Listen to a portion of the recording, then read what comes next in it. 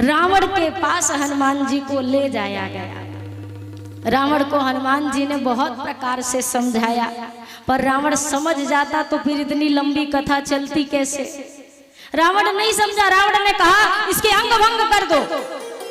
हनुमान जी सोचने लगे कहीं रावण को अपने बहिनी की याद ना आ जाए, सूप न खा की, वाके नाक कान कटे थे, कहीं ऐसा आदेश ना दे दे। हनुमान जी ने ठाकुर जी से प्रार्थना की और मैया शारदा से कहा माँ कछु कमाल करके दिखाओ। अब हनुमान जी क्या करने लगे, अपनी पूंछ को उठाए, अपने हृदय से लगा कर बैठे। हाय हाय मेरी पूंछ। रावण को लगा ही बंदर को अपनी पूंछ से बड़ा प्यार है, तो इसकी पूंछ के साथ कुछ गड़बड़ की जाए। अभी भी हनुमान जी ये सोच रहे हैं कहीं ये ना कह दे कि सूपनखा की नाक कटी थी तो बंदर की पूंछ काट दो, ये भी बड़ी दिक्कत हो जाएगी। अच्छा, पूंछ भी बड़ी कमाल की चीज है। जिसकी पूंछ हो तो वाह वाह, और जिसकी पूंछ ना हो बेचारा बड़ी चिंता में रहता है। अब आप देखो, दो अर्थ से पूंछ ले रहे हो, वो वाली पूंछ भी लंबी होती है, और एक आदमी कहते हैं हम क्या करें, घर में हमारी कोई पूंछ ही नहीं है, हमसे किसी ने पूछा ही नहीं, हमारी कोई पूंछ ही नहीं है। तो पूंछ के लिए सब परेशान रहते हैं। तो हनुमान जी ने क्या सोचा, हनुमान जी ने सोचा क्या करें, कहीं पूंछ काटने का आदेश ना पारित कर दे रावण। तब तक रावण ने कहा इसको अपनी पूंछ से प्यार है, इसकी पूंछ में आग लगा दो। हनुमान जी ने कहा जय हो सरस्वती मैया, बड़ा कमाल किया। मतलब सारा दाना पानी रावण का, लंका भी रावण की आग लगाएंगे हम, आज आनंद आएगा। अब जैसे ही आग लगाने की बात कही, निशाचर लोग अपने अपने घर पे दौड़े। महाराज हम 4 मीटर कपड़ा लेके आए हैं मलमल का, ये पूंछ में लपेटेंगे। दूसरा आया, महाराज हम भी लेके आए, हम अपने घर से 1 टीना घी लेके आए हैं, जला देना, जलाने में काम आएगा। सब चंदा दे रहे हैं भाई, धर्म कर्म के काम में देना चाहिए, सब दे रहे हैं। महाराज हमारे यहाँ से 1 लीटर 2 लीटर। हनुमान जी महाराज ने मनी मन का, सबका जीपीएस ट्रैक हो रहा है, सबके घर प्रसाद पहुंचेगा, चिंता मत करो। और ज्यों लपेटा हनुमान जी खेल करके पूंछ बढ़ा दें, वो स्थिति आ गई, सबका राशन पानी खत्म, घी खत्म, कपड़ा खत्म, तेल खत्म। हनुमान जी ने कहा तुम कपड़ा बदल के करोगे का, अब तुम्हारे शरीर बदलने का टाइम है। सारे कपड़े लपेट कर ज्यों ही आग लगी, हनुमान जी आकाश की ओर उड़ान भरे और अटारी पर जाकर बैठ गए। एक अटारी से दूसरी, दूसरी से तीसरी करके करके पूरी लंका को जलाकर राख कर दिया हनुमान जी ने।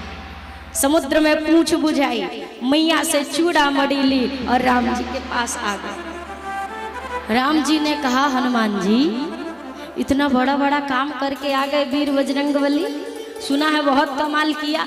हनुमान जी ने कहा प्रभु हमने कुछ नहीं किया, जो भी किया आपकी कृपा से हुआ है, मैं कुछ करने वाला हो। दुनिया में देव हजारों हैं, बजरंग बली का क्या कहना।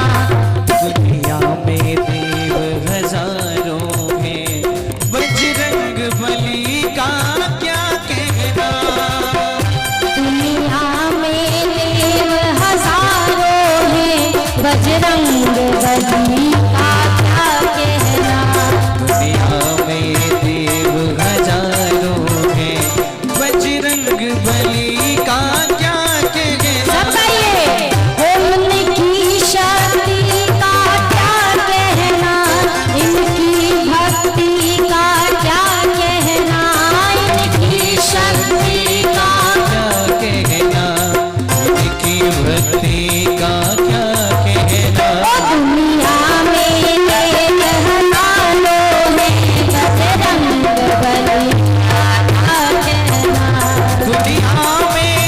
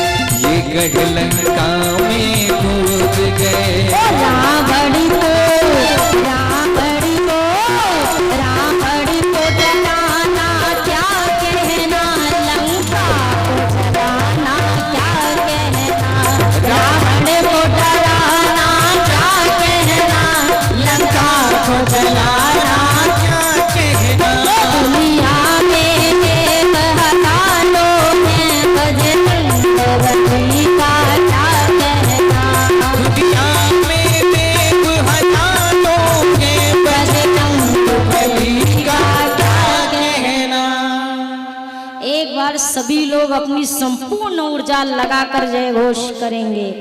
जय जय श्री राम। हनुमान जी ने कहा प्रभु विलंब ना करिए, अब शीघ्रता से रावण का संहार करके मैया को वापस लेकर आइए।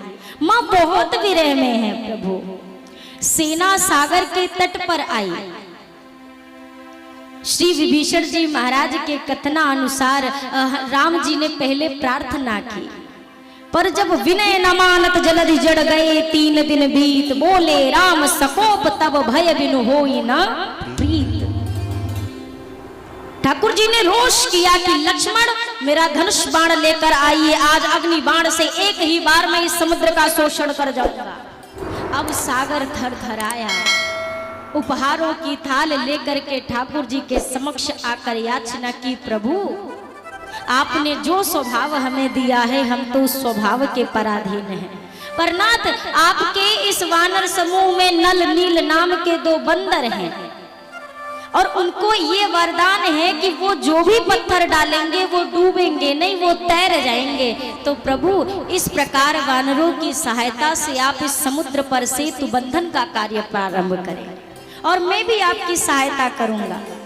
और वास्तव में आप आज भी रामेश्वरम जाएंगे ना तो आप वहां देखेंगे सारी है, मानो समुद्र आज भी अपने वचनों का पालन कर रहे हैं। सेतु बंधन जब संपन्न हुआ सेना पार उतरी, पर ऐसा नहीं कि तुरंत राघव जी ने चढ़ाई कर दी है लंका पर, नहीं, पुनः एक बार अंगद जी को भेजा।